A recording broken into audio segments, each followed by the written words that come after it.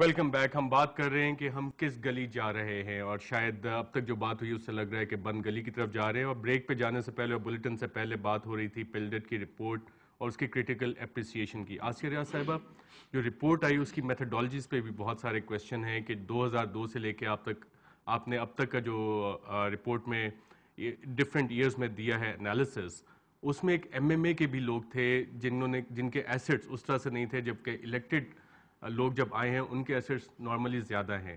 اس methodology کو آپ کیسے جسٹیفائی کریں گی؟ دیکھیے، ہم نے تو جو ایوریج ویلیو تھی ایسٹس کی اس اسمبلی میں وہ اور اس اسمبلی کی جو ایوریج ویلیو ہے وہ لی ہے ہم نے. تو ابھی اس کے اندر یہ ایک اس کی ایکسپلیشن یہ ہو سکتی ہے کہ شاید ایم ایم اے کی وجہ سے we've not done that analysis کہ جی وہ ایم ایم اے کی وجہ سے کیا ان کی ایوریج ویلیو کم تھی ایسٹس کی یا یہ تھی. دیکھیے، جو بہت زیادہ کنفیوژن ہوئی ہے، ہم نے یہ کہا کہ پچھلے سال کی نسبت اس سال ایک بڑا نامنل سا 9.5% انکریز ہوا ہے. اس کو میڈیا نے رپورٹ نہیں کیا. موسٹ آف دا پیپل جو اس کو کامنٹ کر رہے ہیں اس رپورٹ کے اوپر، وہ اس رپورٹ کو پڑھے بغیر کامنٹ کر رہے ہیں. اور انفارچونیٹلی جو آج ہمیں ایک باقاعدہ وضاحت اس کی جاری کرنی پڑی، کیونکہ نہ صرف یہ کہ ہمیں یہ لگا کہ نہ صرف یہ کہ کسی نے اس کو کمپلیٹلی انڈرسٹینڈ کیا ہے کہ ہم نے کس اسپرٹ میں کیا، بلکہ جو ہمارے محترم لیجسلیٹرز ہیں انہوں نے تو اس کو اس طریقے سے پیش کیا کہ ایز اف ہم نے کسی الٹیریئر موٹیو کے تحت اس کو جاری کیا اور ایسے وقت پہ جاری کیا جس وقت کے پہلے ہی جو ایم این ایز تھے وہ ان دا ڈاک تھے. میں آپ کو بتاتی ہوں، ایک تو ہم نے 14 تاریخ کو یہ رپورٹ ریلیز کی جی. میں آپ کو ریزن بتاتی ہوں. 15 کو نیشنل اسمبلی اپنے 2.5 سال پورے کر رہی تھی. 25 کو ہم آسیہ ریاض صاحبہ میتھڈالوجی پہ بات کر رہے تھے. ٹائمنگ کا تو وہ ایک کرٹیسزم آپ پہ آیا جس کے ڈفرینٹ ریزنز ہیں. ڈاکٹر زبیر صاحب، do you justify this methodology کہ آپ گدھے اور گھوڑوں کا اکٹھا مقابلہ کرتے ہیں؟ نہیں، گدھے وہ بھی نہیں تھے نہ یہ گھوڑے، لیکن وہ ایسی مذاق سے کہہ رہا ہوں. لیکن بات یہ ہے، دیکھیے مین چیز یہ ہے جو اس میں اہم بات ہے وہ یہ ہے کہ اسمبلی میں مختلف لوگ ہیں اور ان کے اثاثے مختلف ٹائموں پر ان کی ویلیو کی جا رہی ہے. اس میں انفلیشن فیکٹر ہے، گروتھ فیکٹر ہے. شاید ہمارے تمام جو لیجسلیٹرز ہیں، ممبران ہیں، ان کو اس بات پر آ رہی ہوگی جب تمام ملک جو ہے وہ غربت میں اور ڈوب رہا ہے، اور ہمارے کروڑوں عوام جو ہیں ان کی غربت سے یہ حالت ہے کہ وہ بھوکے مرتے جا رہے ہیں، غربت بڑھ رہی ہے. یہاں پر جو حکمران ہیں، نمائندے ہیں، ان کے اثاثے جو ہیں وہ آپ جس طریقے سے بھی دیکھیں، جس میتھڈالوجی سے بھی دیکھیں، اس کی قیمت بڑھ رہی ہے. ایک تو یہ بات ہے. دوسری بات یہ ہے، میرے جیسے، میں تو ایک عام شہری ہوں، میرے جو ذہن میں سوال اٹھتا ہے پہلے تو یہ کہ کیا یہ اثاثے جو ہیں یہ کوئی جائز طریقے سے بڑھے ہیں کہ نہیں. وہ اپنے اثاثوں اور یہ جو اثاثے جب بڑھتے ہیں تو کوئی آمدن ہوتی ہے نا، تو یہ آمدن کا ذریعہ ہمیں بتائیں. اور سب سے بڑی بات ہے کیا اس پر انکم ٹیکس دیتے رہیں کہ نہیں. ہمیں انکم ٹیکس یہ ابھی تک نیشنل اسمبلی میں ان ممبران نے اپنے انکم ٹیکس کے وہ نئی گوشوارے ہمیں پبلک کے سامنے لائے. جب لوگ پبلک ڈومین میں آتے ہیں تو یہ اب انہوں نے ہر چیز کا جواب دینا ہوگا. حضرت عمر فاروق نے، ہمارے جو خلیفہ، انہوں نے اپنے لمبی قمیض کا وہ دیا تھا کہ اس کا حساب تو دیا تھا نا. تو اب ان کو کیوں شرم آ رہی ہے کہ یہ اپنے اثاثوں کا حساب دیں؟ بات یہ ہے ارشد شریف صاحب، بہت باتیں ہو گئی ہیں، میں ڈائریکٹ اس پہ آتا ہوں. پہلی بات یہ ہے کہ جب ادھر الطاف حسین صاحب نے یہ کہا کہ کوئی محب وطن جنرل آگے بڑھے اور عوام کے ساتھ مل جائے اور وہ ساری باتیں، اس ماحول میں یہ رپورٹ آئی. نمبر 1، اس میں مثلاً شاہد خاقان عباسی کے اثاثے سامنے آئے. شاہد خاقان عباسی کی ایئر بلو ابھی لانچ نہیں ہوئی تھی تو انہوں نے کہا، جو پاکستانی امریکنز ہیں، کہ ہم یہ ایئر لائن چاہتے ہیں تو آپ اپنی تنخواہ جتنی چاہتے ہو لے لو. انہوں نے کہا نہیں، میں شیئرز لوں گا. وہ شیئرز انہوں نے طے کر لی 25%.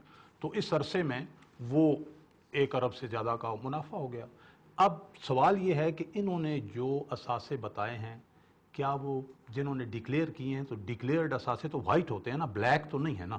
ایک تو یہ ڈاکٹر زبیر صاحب نے انکم ٹیکس کی بھی ایک بات کی اور کہا جاتا ہے نواز شریف صاحب صرف 5,000 روپے ٹیکس دیتے ہیں. اب اگر یہ نواز شریف صاحب کے اثاثوں سمیت اگر یہ قانون کی زد میں آتے ہیں، جنہوں ڈکلیئر کیے ہیں کہ کہیں کو بلیک منی ہے، کسی نے انکم ٹیکس کم دیا ہے، ویلتھ ٹیکس نہیں دیا، میرا یہ خیال ہے کہ جہاں بل ڈیٹ نے یہ کیا ہے وہاں کوئی اور بندہ یہ عدالت میں بھی جا سکتا ہے.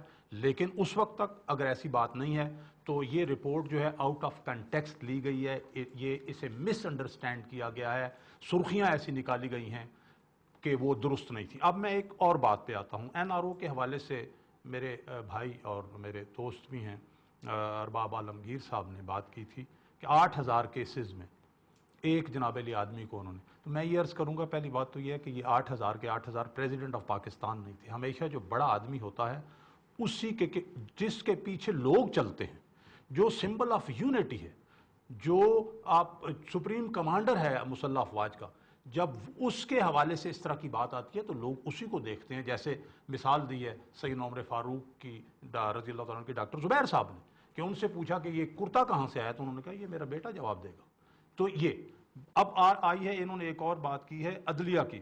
عدلیہ کے حوالے سے میں یہ کہوں گا کہ دیکھیں جی اس ملک میں جوڈیشری ہی ہے the only instrument of check and balance, کہ کون ادارہ اپنی کانسٹیٹیوشنل جو حدود ہیں, لمٹس ہیں, ان کو کراس کر رہا ہے, اس کو عدلیہ نے ہی واپس لانا ہے. لہٰذا جب عدلیہ یہ رول پلے کرتی ہے اور اسے پلے نہیں کرنے دیا جاتا. ایک انہوں نے اور بات یہاں کی تھی کہ حکومتی طاقت کا مقابلہ, مثلا ڈاکٹر زبیر صاحب نے, عدلیہ حکومتی طاقت کا مقابلہ بالکل نہیں کر رہی, نہ حکومت کی طاقت عدلیہ کے فیصلوں کے مقابلے میں کوئی طاقت ہے.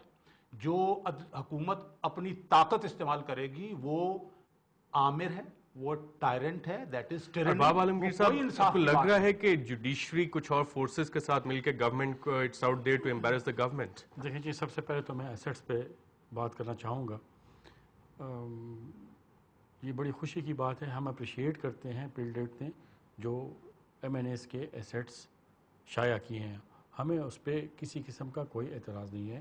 لیکن بدقسمتی سے اس کو میڈیا میں ایسا پیش کیا گیا ہے جس سے یہ لگتا ہے کہ ہماری بہت زیادہ کریکٹر اسیسینیشن ہو رہی ہے, جو کہ بہت غلط ہے. لگتا ہے کہ سب جگہ میڈیا ہی بلیم کرنے کے لیے. دیکھیں جی, ہم پبلک میں جانے والے لوگ ہیں, ہم گراؤنڈ پہ بیٹھے ہوتے ہیں.